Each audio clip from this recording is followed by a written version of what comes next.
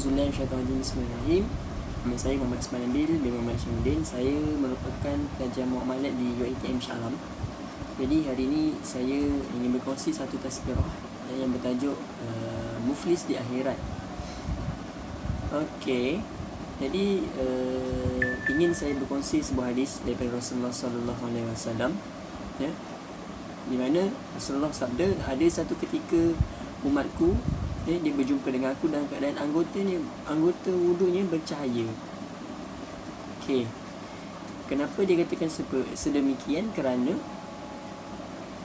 lelaki ni, dia seorang lelaki, dia tidak pernah tinggal solat, dia tidak pernah tinggal puasa, dia tidak pernah tinggal untuk bayar zakat. Kemudian lelaki ni merasakan bahawa dia ni sudah layak, selayak-layaknya untuk masuk ke syurga tanpa ada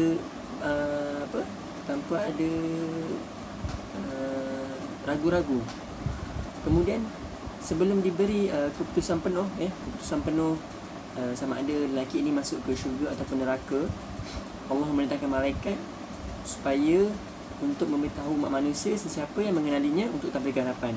Maka malaikat pun bertanya ataupun bertanya kepada umat manusia ketika itu di padang mahsyar, mengata, wahai umat manusia, siapakah di kalangan kamu mengenal lelaki ini, sila tampil ke hadapan.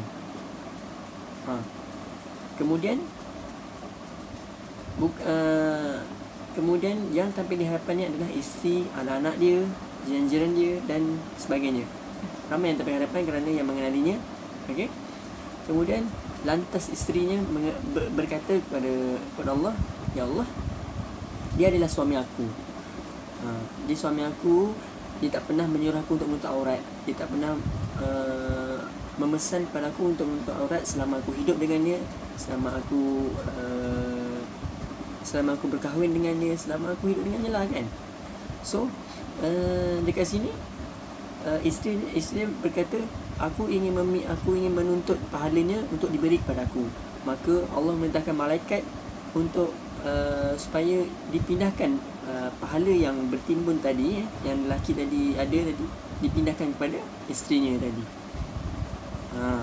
Kemudian tuan-tuan, anak-anak dia pula berkata, ya Allah, dia adalah ayahku, dia tak pernah menyuruhku untuk solat, ya Allah, dia tak pernah mengajarku untuk solat, malah apabila dia ingin pergi ke masjid ataupun ke surau menunaikan solat, tidak pernah mengajak aku untuk menunaikan solat, ya Allah.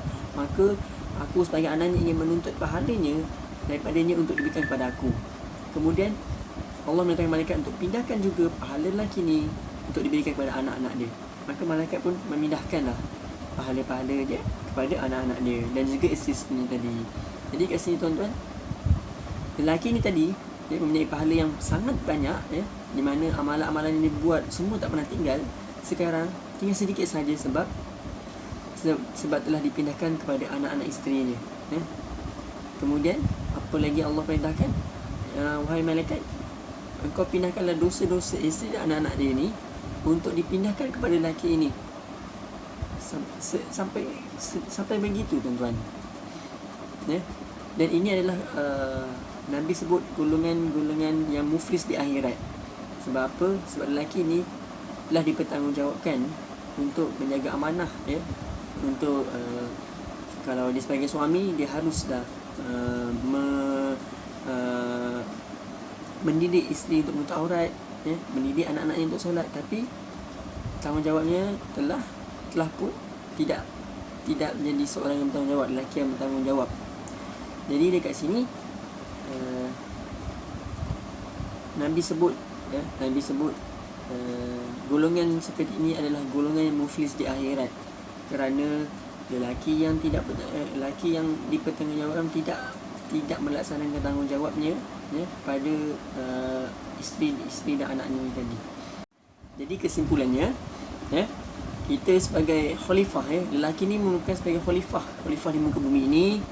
Kita harus melaksanakan tanggungjawab, ya. Kalau kita sebagai seorang suami, kita harus melaksanakan tanggungjawab untuk mendidik anak-anak, untuk mendidik isteri-isteri, ya, supaya ketika di akhirat nanti kita tak menjadi seorang yang muflis di akhirat. Okey. Dan seperti yang hadis Rasulullah kata, memindahkan pahala kita kepada sana, dan dosa mereka akan balik kepada kita, dan itu adalah antara golongan orang yang muflis di akhirat. Jadi sekian perkongsian saya pada hari ini. Semoga dapat manfaat daripada kisah ini, dan jadi panduan lah kepada semua orang. Assalamualaikum warahmatullahi wabarakatuh.